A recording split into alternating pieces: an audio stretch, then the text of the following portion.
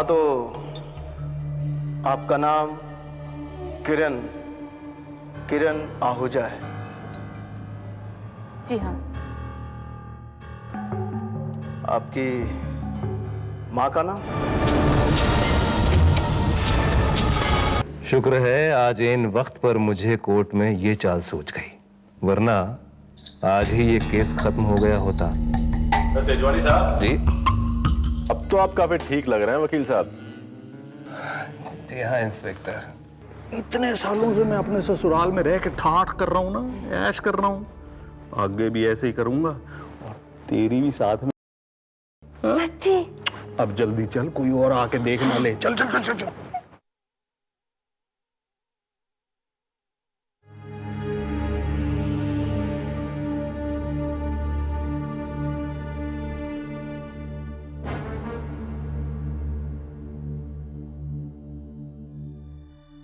आज वो वकील तेजवानी ऐन वक्त पर बच निकला, लेकिन कब तक बचेगा?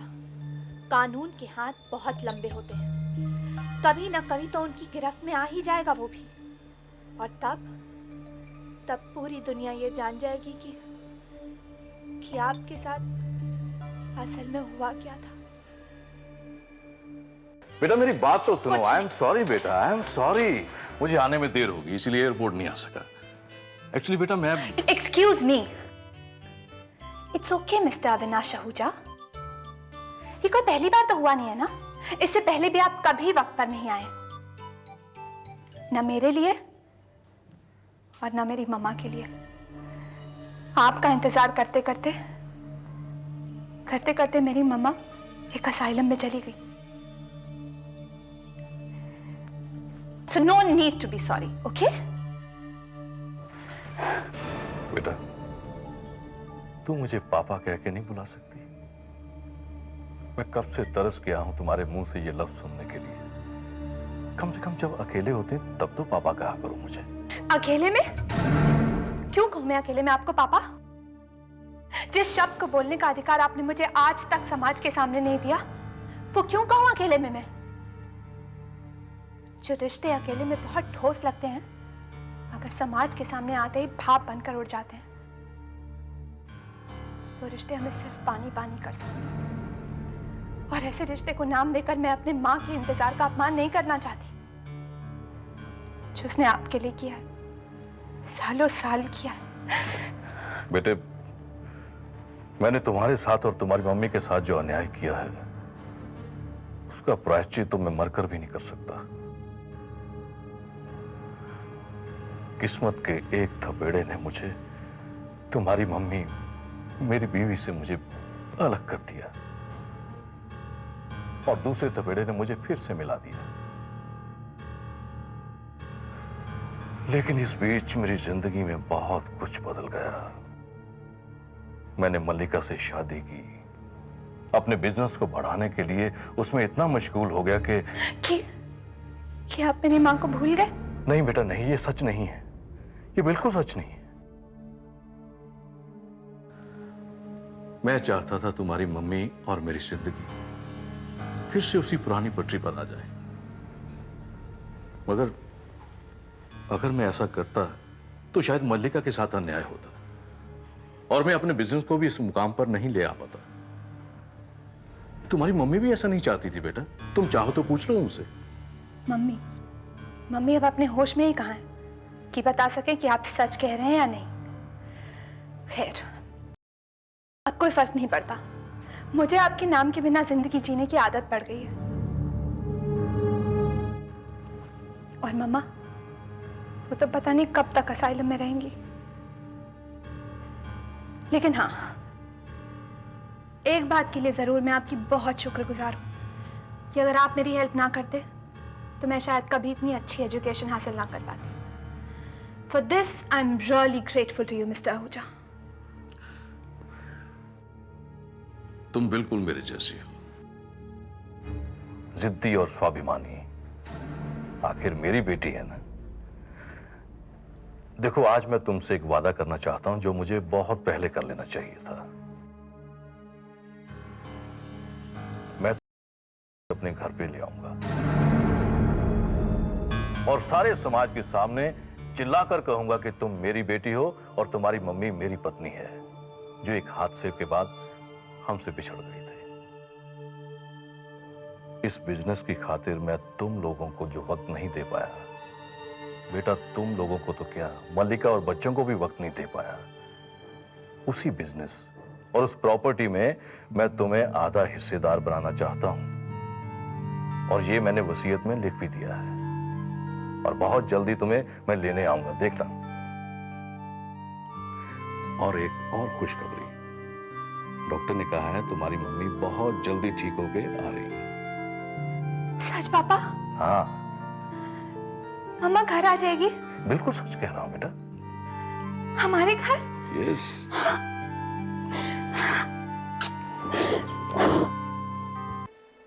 हिम्मत नहीं हो रही आपसे मिलने की मम्मा। आप पापा के बारे में पूछेंगी तो क्या कहूंगी कि जिस घर में आप मांग भर कर आना चाहती थी, जिस घर के लिए आप जिंदगी भर तरसती रही, उस घर में मांग से जाकर आने का अधिकार आप खो चुकी हैं, क्योंकि अब पापा आपके सुहागी इस दुनिया में नहीं रहे। और ये घर अब घर नहीं रहा। सत्ता, अधिकार और पैसे की लालच में ये कुरुक्षेत्र का मैदान बन चुका है, जहां परिवार के दूसरे सदस्यों की तरह आपको भी अपने रिश्तेदारों से जंग लड़नी पड़ेगी, कानून की जंग।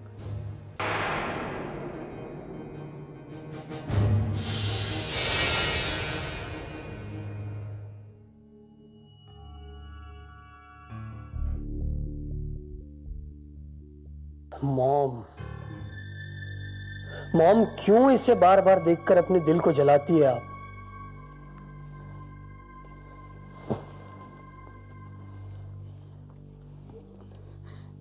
शिशिर, मैंने अपने दिल को समझाने की बहुत कोशिश की,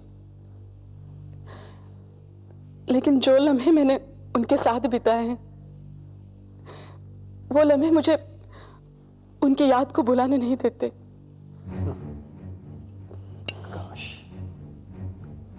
काश एक बार ये सब करने से पहले डैड ने हमारे बारे में कुछ सोचा होता। छोड़ो शिशिर, जो हो गया उसे हम बदल नहीं सकते, लेकिन इस सारे झमेले में हमें उनकी अस्थियों को विसर्जित करना भूलना नहीं चाहिए था। आलोक से कह दो, डैड की अस्थियों को विसर्जित करना है, नहीं तो उनकी आत्मा को शांति नहीं मिलेगी। मॉम, डैड ने कभी आपके मन की शांति के बारे में सोचा था, जो आप उनकी आत्मा की शांति को लेकर इतना परेशान हो रही हो? शिशिर, मैंने तुमसे कितनी बार कहा है, ये मत भूलो कि वो तुम्हारे डैड थे। उन्होंने जो कुछ भी किया, सही हो या गलत, उसके पीछे उनकी कोई अपनी मजबूरी होगी। तुम बस मैंने तुमसे जो कहा है वो करो। ओके, मैं आलोक भैया से कह दूंगा। अभी आप सो जाइए, इस वक्त आपको आराम की सख्त जरूरत है। Okay, good night.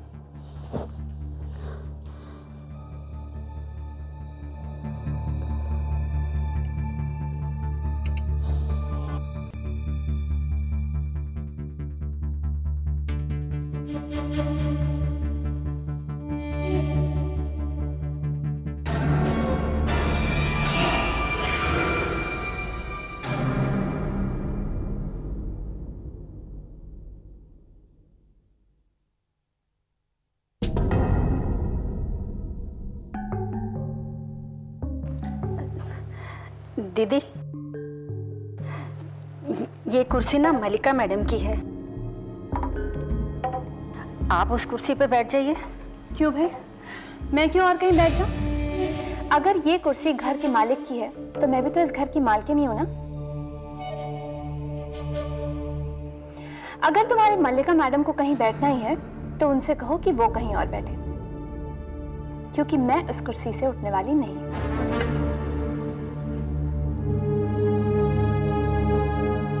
सुनिए, आप उस कुर्सी से उठेंगी या मैं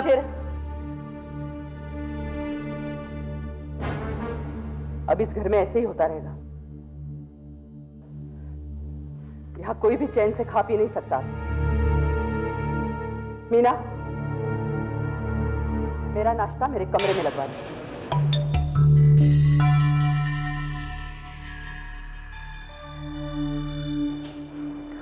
मीना, मेरा नाश्ता भी मम्मी जी के कमरे में ही लगा दो। और वैसे भी मुझे घटिया लोगों के साथ बैठ के नाश्ता करने का कोई शौक नहीं। और सर जी आपका नाश्ता? नहीं, वैसे भी मुझे ऑफिस के लिए देर हो रही है।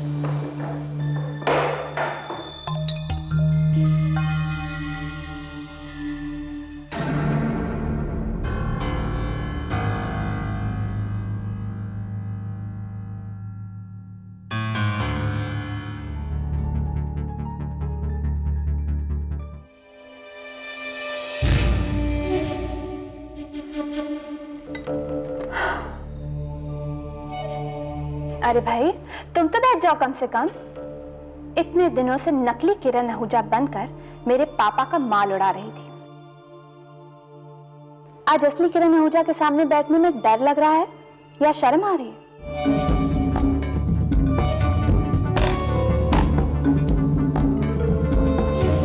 मुझे डर क्यों लगेगा? नकली किरण तो तुम हो। Wow, I am impressed. क्या हिम्मत है। आजकल मैं पोल खोलने वाली है और ये बहादुरी। लगता है काफी अच्छे पैसे मिल रहे हैं इसके। लेकिन एक बात याद रखना, ये तुम जिसके भी कहने पर फ्रॉड कर रही हो ना, उसके दिए हुए सारे पैसे भी तुम्हें जेल जाने से बचा नहीं सकते।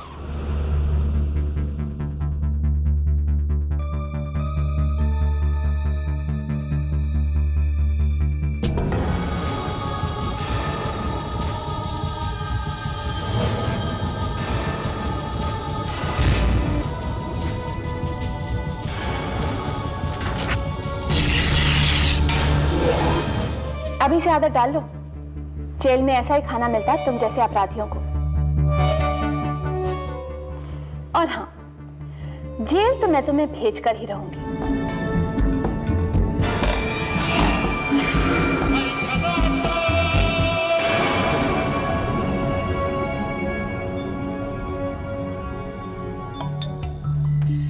तुम्हें भी और तुम्हारे उस साथी को भी जिसके इशारों पर तुम आजकल कठपुतली की तरह नाच रही हो। समझी?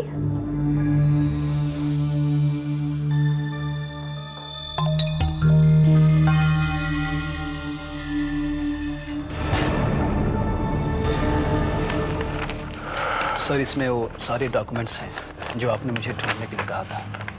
बड़ी मुश्किल से खोज कर लाया हूँ। सब कुछ है ना इसमें? एकदम निश्चिंत रहिए सर, इसमें वो सब है। मैंने खुद ही चेक किया है। गुड, अब डरने की कोई बात नहीं है। तेजवानी जी, ये क्या पेपर छुपाए जा रहे हैं? हॉस्पिटल में भी केस पे काम चल रहा है क्या? पेपर्स? अच्छा, ये नहीं इंस्पेक्टर साहब, दरअसल ये मेरी टेस्ट रिपोर्ट है, वो ईसीजी वगैरह। अच्छा, तो दिखाइए जरा, हम भी देखें क्या कहती हैं आपकी टेस्ट रिपोर्ट्स।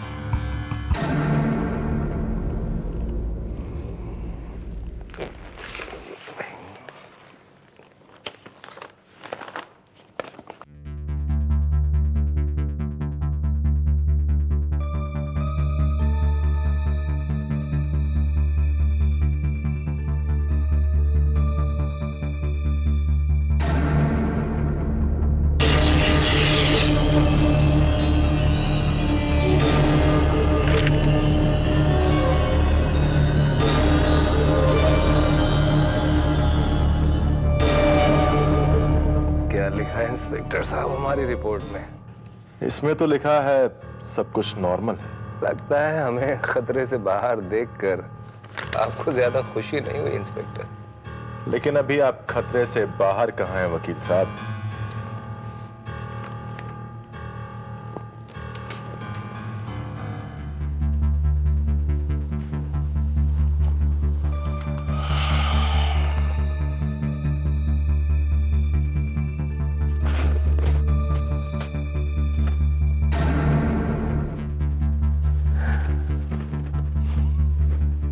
इस यूनियन लीडर के बर्ताव पर मुझे बहुत हैरानी हो रही है शिशिर। एक तरफ तो उसने हमें 15 दिन की मोहलत दी और दूसरी तरफ हमसे बात तक नहीं की ठीक से। जाने दीजिए भैया, ये लोग होते ही ऐसे हैं। इन्हें अच्छी तरह पता है कि इन दिनों हमारा पलड़ा पहले से हल्का हो गया। चल।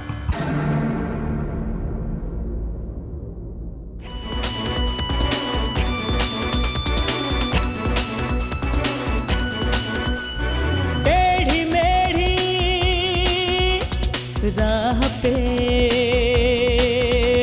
चलता ही जाए जो, लेके जा हथेली पे बढ़ता ही जाए जो, मुश्किलों को पीछे छोड़ दे, रुख हवाओं का मोड़ दे, मुश्किलों को पीछे छोड़ दे, रुख हवाओं का मोड़ दे, अपने नाम जो कर जाए हर बाजी, वही है खिलाड़ी, वही है खिलाड़ी।